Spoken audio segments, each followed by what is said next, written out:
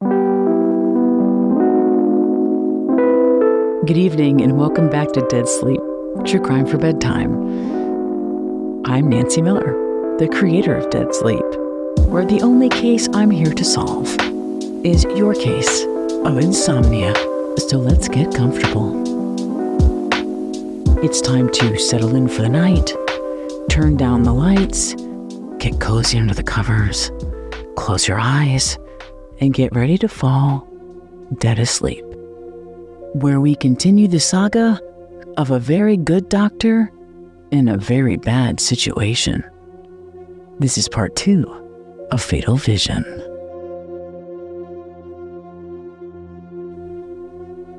People like to describe the MacDonald family murders as a rabbit hole, which is very fitting for this podcast. Alice in Wonderland is one of the most beloved bedtime stories of all time.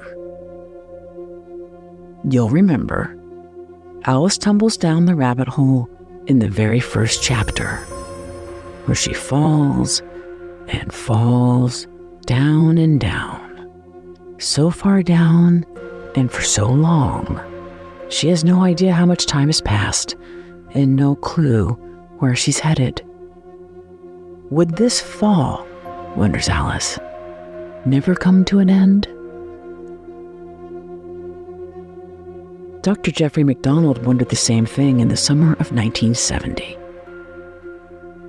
as he found himself in a never-ending freefall, with no idea when it was going to end or where he was going to end up. He was accused of an unthinkable crime, the 3 murders of his wife and 2 young daughters back in February. 6 weeks after the murders, in early April, he was taken into custody by the U.S. military. He lived in the BOQ, which is short for Bachelor Officer Quarters, on Fort Bragg, with military police guarding his BOQ 24 hours a day, as if it were a jail cell. Jeff had lost everything: his family, his career, his reputation, and now his freedom. His life was out of control. And if you knew Jeff, you knew he liked being in control. For most of his 26 years, when Jeff wanted something, he got it his way. He was aggressive, masculine, confident. Those are the words he used to describe himself. Now, the best words to describe him were ones he didn't recognize: weak, vulnerable, trapped. He wrote letters to his in-laws, Colette's parents, Freddie and Mildred Kassab. Freddie and Mildred were 2 of Jeff's biggest supporters. What was happening to him was like something out of an Alfred Hitchcock movie, he told them. From day 1, Army criminal investigators decided he'd done it. He was doomed. At one point, he even considered taking his own life. But before he could take that horrible thought any further, he heard the voice of his deceased wife, Colette. He heard her voice so vividly, he later told Colette's father exactly what the voice of Colette said. What he needed to do now, she said, was fight these jerks. She and his daughters knew the truth, so don't worry about it. Jeff took his wife's advice. He wasn't going to worry. He was going to fight these jerks. He hired a civilian lawyer, the only lawyer his mother knew of, a brash 38-year-old attorney from Philadelphia named Bernie Siegel. Jeff and Bernie were like the odd couple. Jeff was an alpha dog, a disciplined and rigid rule follower. Bernie was a flamboyant rule breaker, a plucky civil rights attorney who looked out for the little guy. I'm picturing a young Richard Dreyfuss with a beat-up briefcase and wide 1970s necktie. Bernie took the case because when he met Jeff, he believed he was innocent. Bernie also took the case because he was ambitious. He loved attention, and he chased the spotlight like a cat with a laser toy. A victory in this high-profile case could make Bernie's career. By summer, Bernie relocated from Philadelphia near the Army base in Fayetteville, North Carolina. He needed to prepare for an important hearing scheduled for July 6th, and he didn't have much time. Despite the spirit of Colette McDonald telling Jeff not to worry, Bernie, who'd never argued a case in front of a military court before, was most definitely worried. Because he knew the stakes of this hearing couldn't be any higher. The military hearing was known as an Article 32. An Article 32 hearing operated like a grand jury. Only here in military court, the decision to move this triple murder case against Jeff McDonald to trial would come down to one man, an officer named Colonel Rock. Colonel Rock had one job: to review all of the evidence provided by Army prosecutors, hear any counter-arguments from Jeff's defense team, then make his decision. If Colonel Rock determined the murder charges had merit, he'd recommend Jeff to be court-martialed, which meant the next step would be a formal trial with a jury in military court. If Rock decided the charges did not have merit, he had the power to have the case dismissed, charges dropped. Jeff would be free to go. Typically, Article 32s were a formality, a box to check before a case moved to trial. Prosecutors presented the bare minimum of evidence to prove they had a case, and their evidence was rarely challenged. That's what worried Bernie. The way he saw it, the deck was stacked against Jeff already. If they lost the Article 32 hearing and the case moved to trial, the jury would be made up of officers handpicked by military authorities, the very same military authorities who'd brought murder charges against Jeff in the first place. There was no way he'd get a fair trial, and he could spend the rest of his life in a military prison.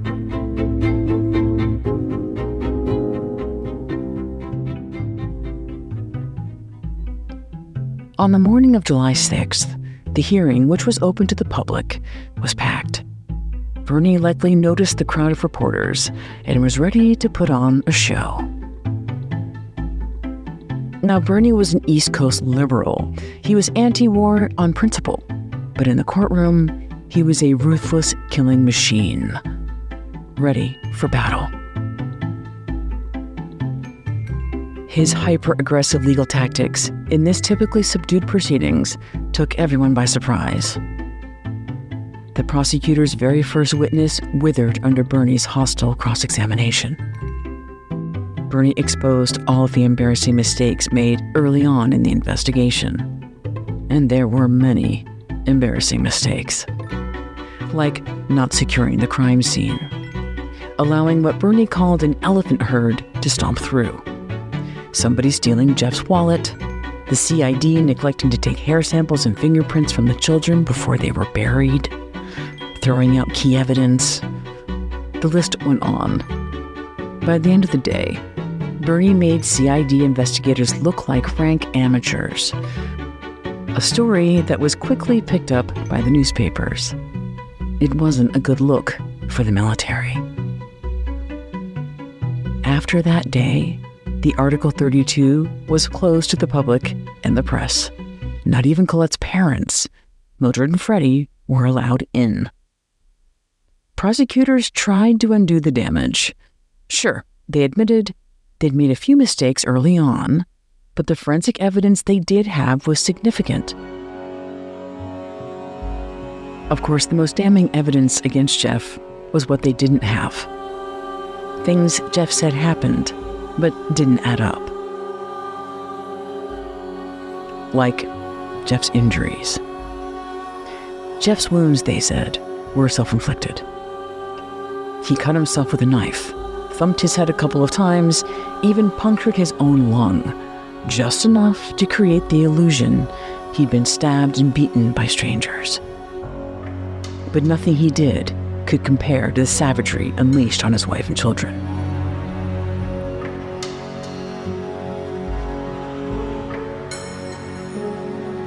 Now, in the book Fatal Vision, Joe McGinniss describes in excruciatingly graphic detail how Colette and the two children were killed. How there were at least 3 weapons involved: a wood plank, a small knife, and an ice pick. The word blood appears in Fatal Vision more than 500 times in about as many pages. Even with all of those details, the brutality of those killings was hard to fathom, which potentially helped Jeff's case.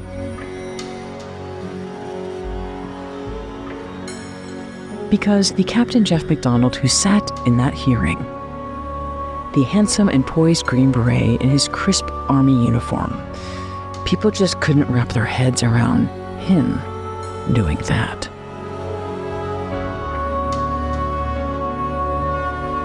During the hearing, a psychiatric expert who'd examined Jeff testified that he was mentally healthy, and there was no history of violence in his past. So if he did do it, the question wasn't how, it was why. Prosecutors threw out a possible motive, one as old as time: another woman.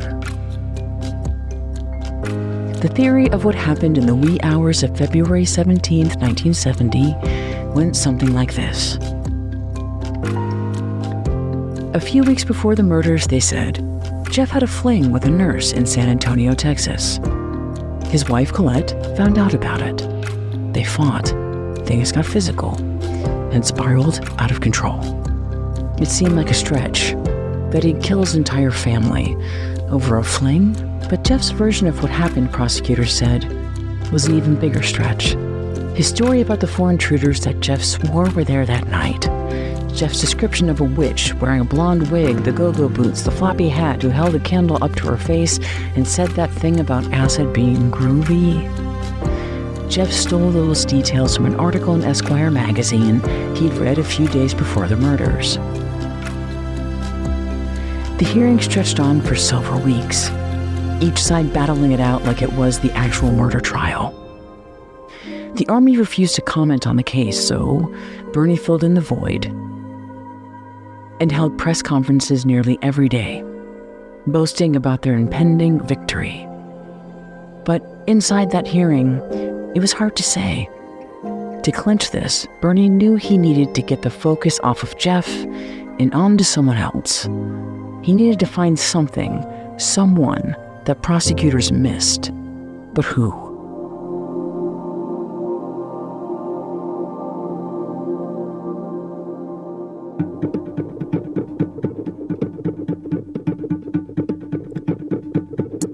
What happened next was like something out of a movie. Nothing short of a miracle.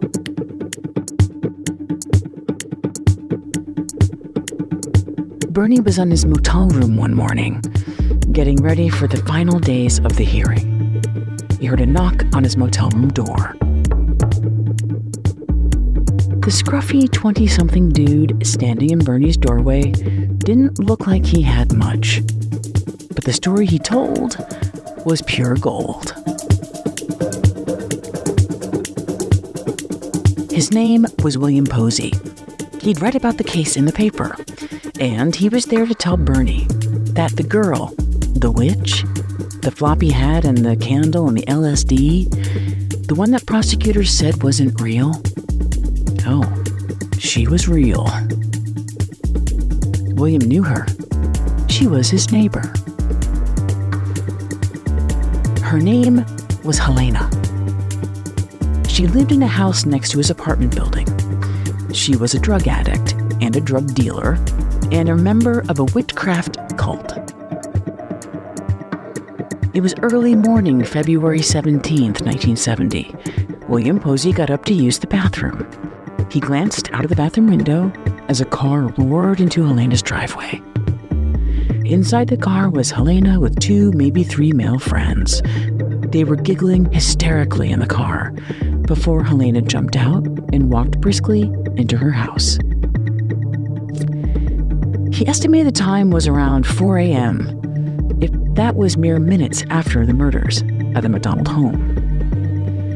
Soon after, when the news hit about the murders, William ran into Helena. He said she was acting suspiciously and even joked about killing people. When William asked if she was involved somehow, she didn't say no. She just said she couldn't remember. Bernie arranged for William to appear at the Article 32 inquiry. His testimony was every bit the bombshell Bernie hoped for. It shocked everyone in the courtroom. Well, almost everyone. Helena might have been a promising new lead in Jeff's defense, but to local police, she was an all too familiar face. Helena's last name was Stokely. At the hearing, she was depicted as an acid-dropping, go-go boot-wearing sorceress, one who laughed hysterically with her friends minutes after slaying a pregnant woman and her 2 children. The Helena the cops knew, she wasn't like that. Helena was like a twitchy little teenager, 17 years old. She had these big haunted eyes, like one of those Margaret Keane paintings. She had long brown hair that hung like curtains on the sides of her face, and a very bad heroin habit coursing through her veins. Helena wasn't a drug dealer like her neighbor claimed, but she was a drug informant for the Fayetteville Narcotics Squad. One of the best drug informants they had, her handler said. Her handler was a local detective named Prince Edward Beasley. The detective had known Helena since she was 16 years old. The two were so close, Helena called him Daddy. Not too long ago, Helena was destined for better things.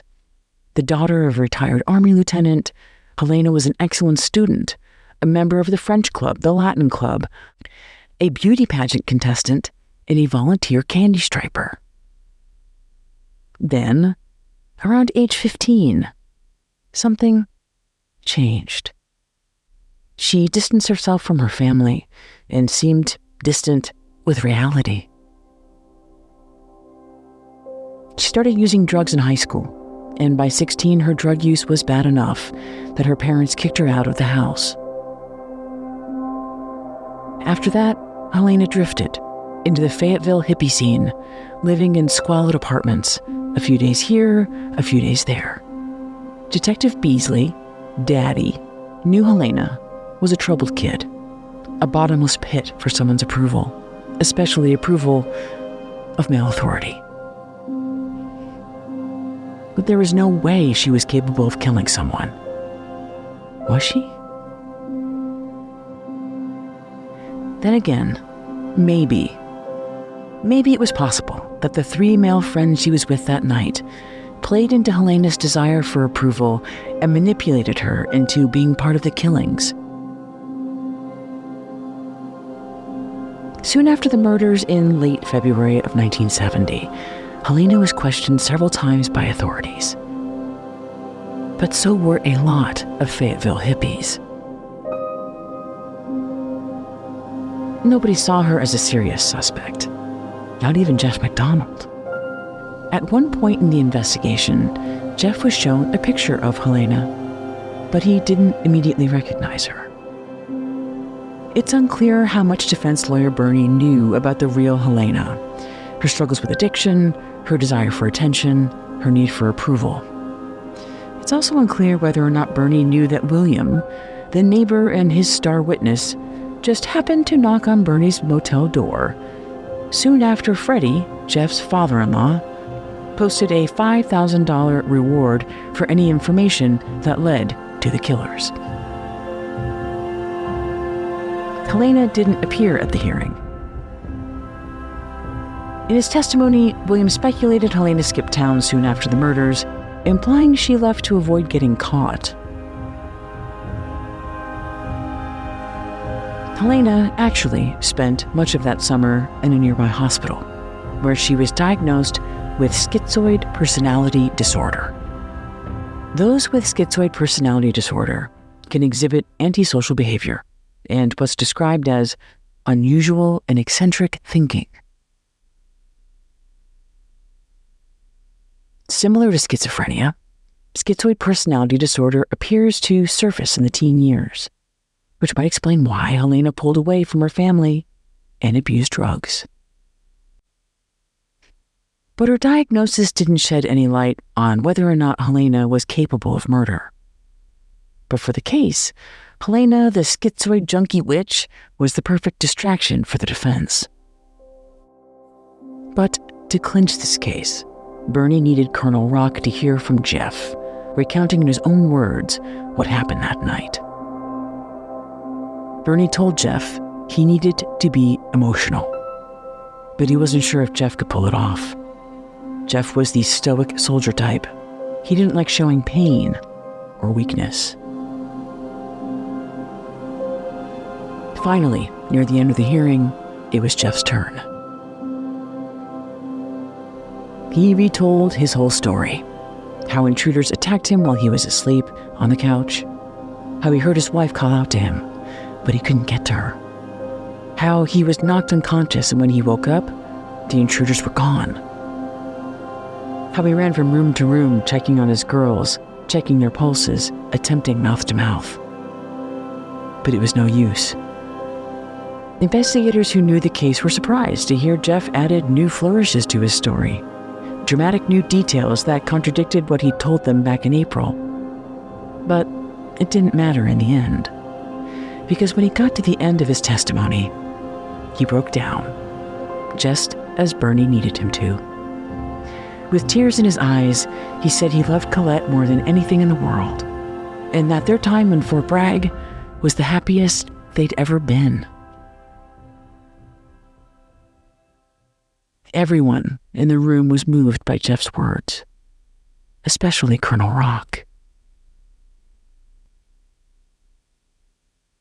A few weeks after the hearing ended, Colonel Rock shared his decision, which said, after hearing Jeff's testimony and closely observing his actions, it was his opinion that Jeff was telling the truth.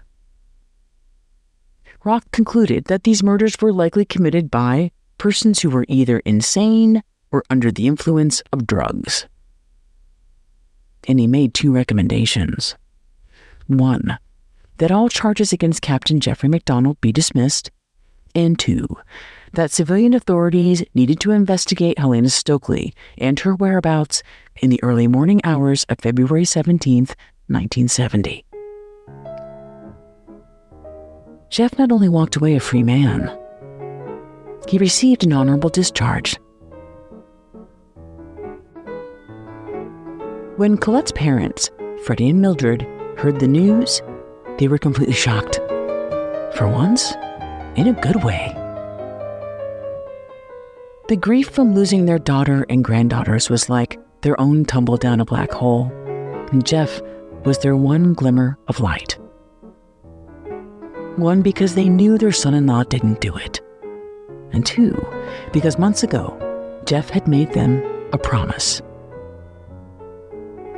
Back in April, when he was first taken into custody, he said the first thing he'd do upon his release, literally the day his name was cleared, was devote the rest of his life to finding the real killers and bringing them to justice.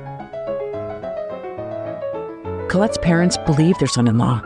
They'd known him since he was 12, when he and Colette began dating in their pre-teens. Later, as the two were off and on in high school and then college, Mildred encouraged Colette to choose Jeff over her other suitors. Jeff's background was working class. Colette was raised with money and privilege, but Jeff was going to be a Princeton man. He'd be a successful doctor one day, and he clearly loved Colette. Now, Jeff was all they had left. And Thanksgiving was around the corner, the first without Colette and the grandkids. Mildred and Freddie had one thing they were thankful for. Jeff would find their killers and bring them to justice. As the days turned to weeks, it seemed the only thing Jeff was really searching for was publicity. He and Bernie were shopping Jeff's story as a book deal. Freddie was dismayed by Jeff's opportunism. But the way Jeff saw it, he didn't really have a choice. He had huge legal fees to pay. A lucrative book contract seemed like the best way to pay off those bills. Jeff was also, understandably, wary of pushing too hard for a new investigation. After what happened to him, he was convinced investigators would just find a whole new way to pin this back on him.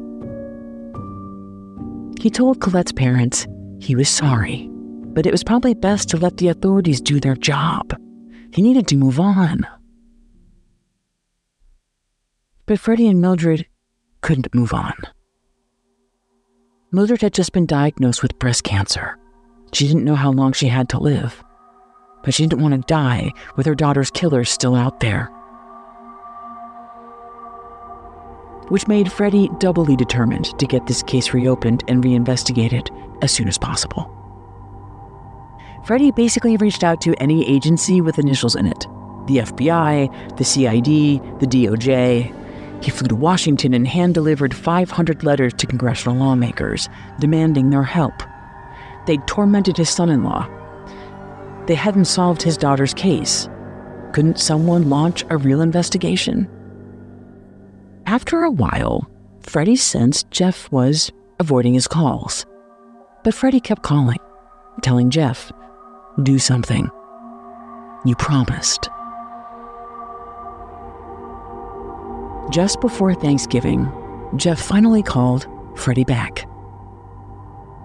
He'd done something very bad, that felt very good. "One down, 4 to go," he told Freddie. Then he hung up. Freddie was stunned. 1 down, 4 to go. Was Jeff saying what Freddie thought he was saying? Had Jeff really kept his promise?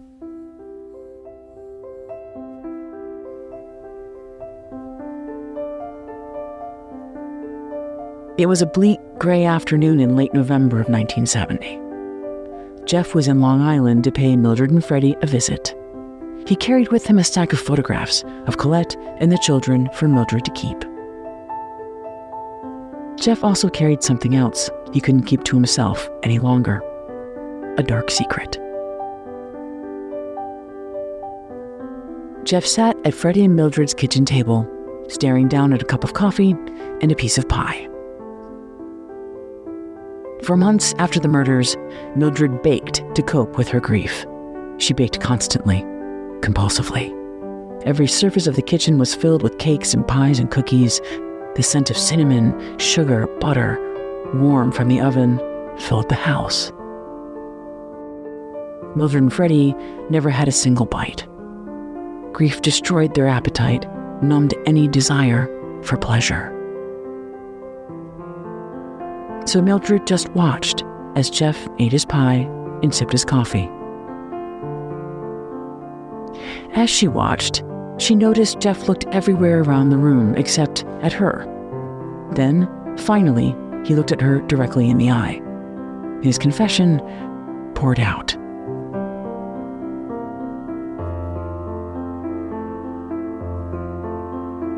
A week or so earlier, Jeff said, he and a few of his Green Beret buddies went to a bar off the Army base in Fayetteville. It looked like a boys' night out, but it was really a secret mission. Jeff and his Special Forces friends did in one night what the Army failed to do in 9 months. They tracked down, captured, and killed one of the 4 intruders who'd attacked him and his family that night. It was one of the 2 white guys with the scraggly long hair, he said. Mildred was immediately pleased. Mildred and Freddie were desperate. They were willing to believe anything Jeff told them. But Jeff's demeanor and the whole story, they couldn't help but admit it. It was off. By the time he'd finished his pie and his tale of vengeance, it was obvious Jeff was lying. But why? They knew Jeff was innocent. maybe he lied in some misguided effort to give them closure. Instead, Jeff's confession stoked their curiosity. For weeks, Freddie and Mildred kept at him in phone calls and letters. Who was next on his list? How will he find them? Was he sure he wasn't going to get caught? By December, Jeff appeared to be avoiding them for real this time. Or maybe he was just busy. He and Bernie planned to file a lawsuit against the U.S. military, and they had yet to find a publisher for Jeff's book. It was ironic. Jeff told Mildred and Freddie they all needed to move on, yet he couldn't stop talking about the case to everyone except Freddie and Mildred.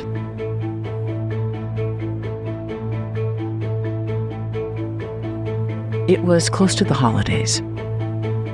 Freddie had just returned home to Long Island, exhausted from another trip to D.C., where he'd walked the halls of the Capitol begging for someone, anyone, to look into the unsolved murders of his daughter and granddaughters and make the Army accountable for the gross injustice done to his son-in-law.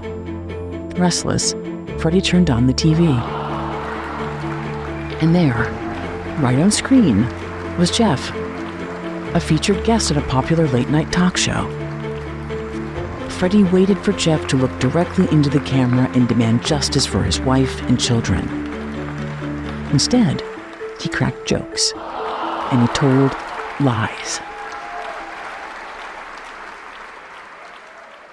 In front of an audience of millions, he said he was stabbed multiple times, that he was in intensive care clinging to life, and he nearly died from the severity of his injuries. But Freddie was there. He saw Jeff. He didn't even need a Band-Aid, remember? Jeff was lying. But why?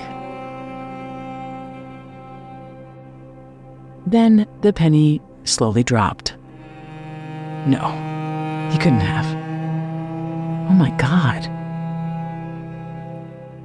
After that night in December, Freddie went into full citizen detective mode.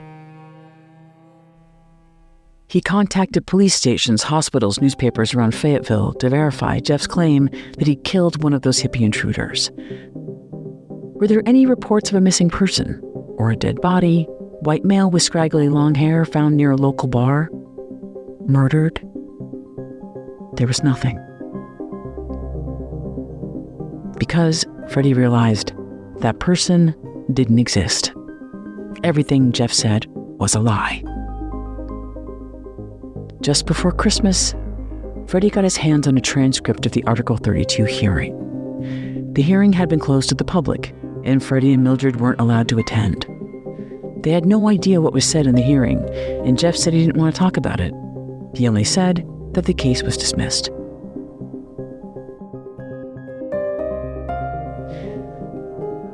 From Christmas Eve until New Year's Day of 1971, Freddie devoured that transcript, going page by page, making copious notes.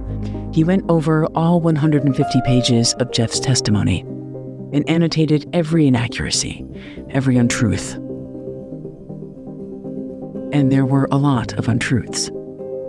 And the things that Jeff said that were true, they were revelations about who Jeff really was. Things that Freddie and Mildred never knew, like Jeff being unfaithful to Colette.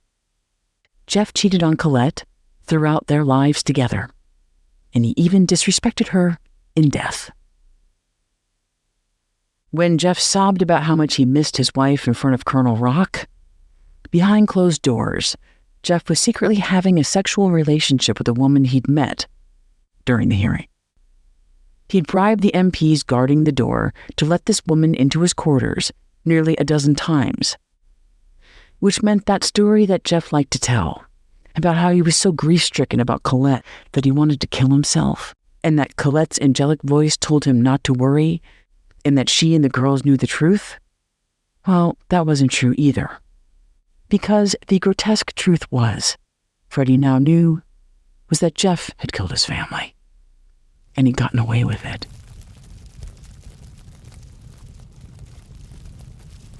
Freddie was, at first, wild with a fiery rage. Then he found a sense of calm. He was the steady blue flame.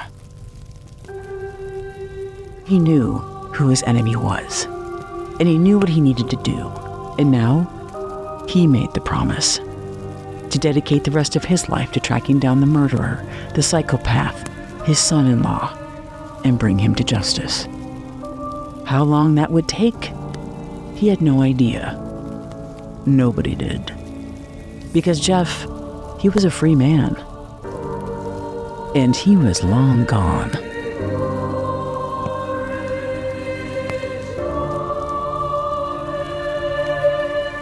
So where did Jeff go? And how long would it take to bring him to justice? Find out in the 3rd episode of Dead Sleep, True Crime for Bedtime, Fatal Vision.